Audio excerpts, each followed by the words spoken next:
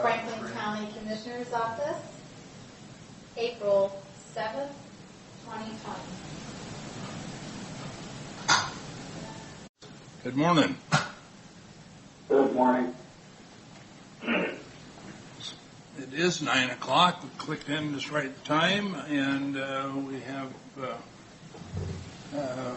Commissioner Peck on the phone, Commissioner Didier and Cook here at the desk, Keith and Karen at the desk, and our sheriff is in the audience with us. So if we take a moment and pledge allegiance, please.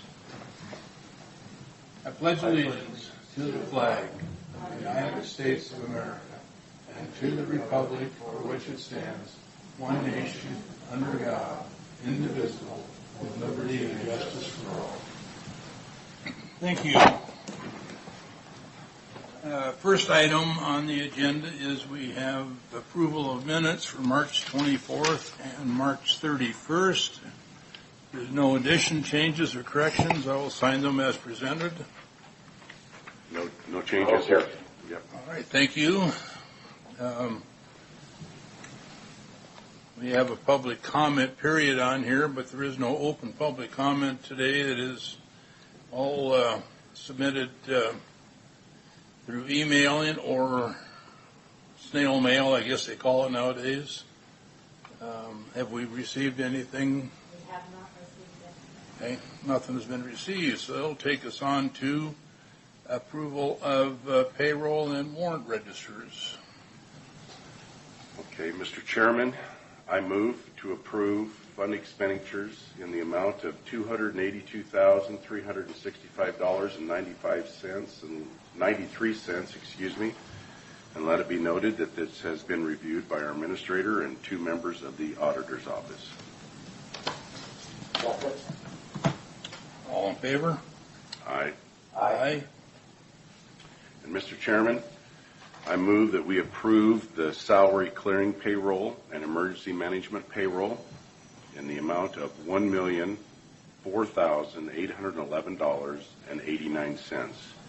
Again, this has been reviewed and approved by 2 members of the auditor's office.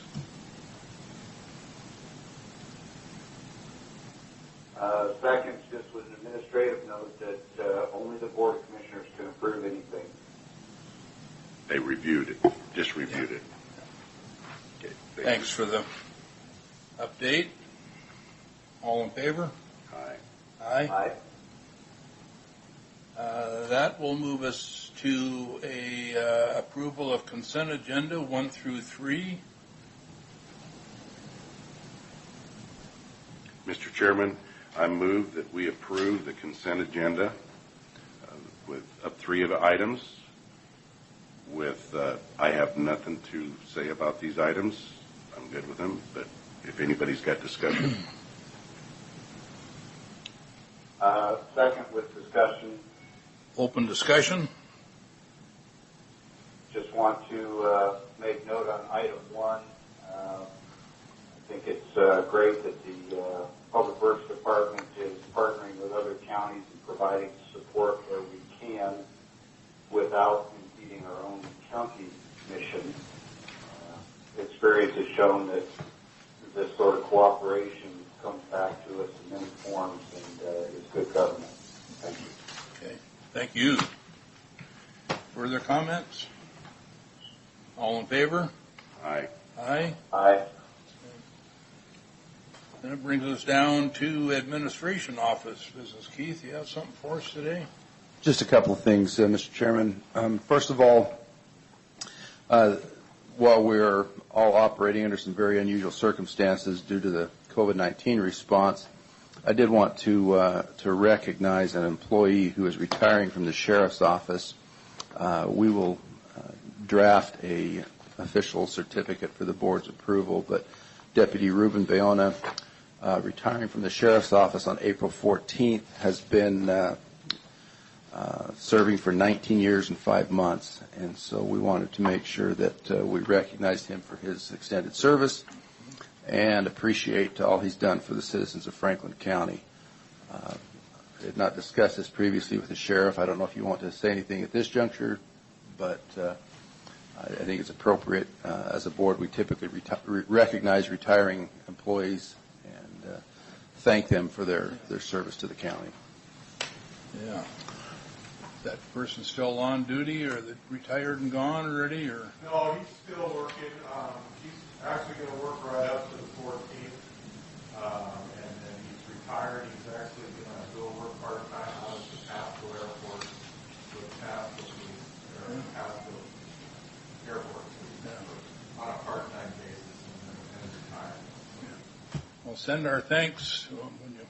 We will. He understands the circumstances. We're just basically going to have to do similar actions to the sheriff's office with him. Yeah. We will. Okay, thank you. The other is really just kind of a comment for the benefit of the public that may be tuning in to watch the meeting today, and recognizing again we are in a very unusual set of circumstances. County government continues to operate. It continues to be open, although we have had to significantly limit our interactions with the public. The elected officials, the department heads have had to restrict office hours in order to not only protect the citizens but their staff, to make sure that we're not violating legal orders to limit public contact with one another, exercising appropriate social distancing, but try to also kind of set the tone for citizens of the county and make sure that we're following the expected rules. Recognizing that this has an impact on county government, I am closely in touch with the Treasurer's Office and the Auditor's Office, doing some work to evaluate and anticipate the kind of the lost productivity in terms of our county employees that are mainly working from home or on limited office hours. Like I said a moment ago, all of the functions of county government continue, but we're having to modify office hours and access to the public pretty significantly. And we know that's an inconvenience. We recognize the difficulty that this is placing on the public. And so if this continues for a long period of time, we will have to continue to make additional adjustments. I'm not prepared at this juncture to anticipate what kind of budgetary impact this may have. Clearly, the federal government is doing some analysis of their impact. Certainly, the state of Washington, Department of Revenue, is anticipating a significant shortfall in state resources. And so I think it's only reasonable to conclude that this is going to affect county government in much the same way. Although, as I said, it would be premature to guess where that might land, because we don't know how long the social distancing rules or the business closures, those kinds of things, are going to continue. But I would say, as a group of commissioners, we need to be prepared, and you, with my assistants, need to be prepared for making some adjustments probably to the budget this year still. I have sent out some instruction to the department heads and the elected officials to be very cautious, judicious about their spending, to make sure that they're only spending on things that are absolutely essential. Yesterday, spent a good part of the day trying to chase down personal protective equipment, namely face masks, for some of our employees that still continue to interact with the public. Over the weekend, the Centers for Disease Control at the national level have encouraged people when they're in public to wear a protective mask. And we had already donated a majority of those things to the local hospitals. That's where really most of the PPE type material is currently going, because there's a supply chain shortage. There is ramped up manufacturing of those products. Interestingly, just or anecdotally, made contact through the prosecutor's office with a Facebook group here locally that's sewing handmade or homemade masks and donating those. We're putting in an order for our employees to be able to use that interact with the public on a regular basis. But it's not newsworthy. We're all aware that there's a shortage of those kinds of things currently available, but most of the manufacturers are saying that by mid-May they should be able to completely satisfy all orders for those things. So in the short term, Those things are very difficult to find, but I don't expect that to be a long-term problem. Having said that, we appreciate the commitment of the Franklin County staff to work under these circumstances and continue serving the public. We recognize our obligation to make sure that county government continues to function and that the citizens are served. So I just kind of offer that as a broad statement. There's no decision or action that I'm asking the board to take today, but just to make sure that we have communicated to some level to the public that we serve that we're working diligently to support their needs. Yeah, I'm sure everybody by now has heard that they shut down our schools for the year, period. And there's no if and or buts about it. It's just shut down. So, which that is for sure for the whole year. The schools have Well, been shut down. let me clarify just one statement. They're shut down for the rest of the school year. yeah, Yeah. Now, there have been some statements made that it could proceed into the fall, depending on this progress of the. But they're anticipating at this point to be back up and running in the fall. 1920 is closed. Yes. There seems to be a conflict of actions here because I just seen where our governor gave away our respirators, gave them back to the federal government, and if we're in that dire need of this pandemic, I don't know why we would be giving away our respirators if we are having an increase in cases.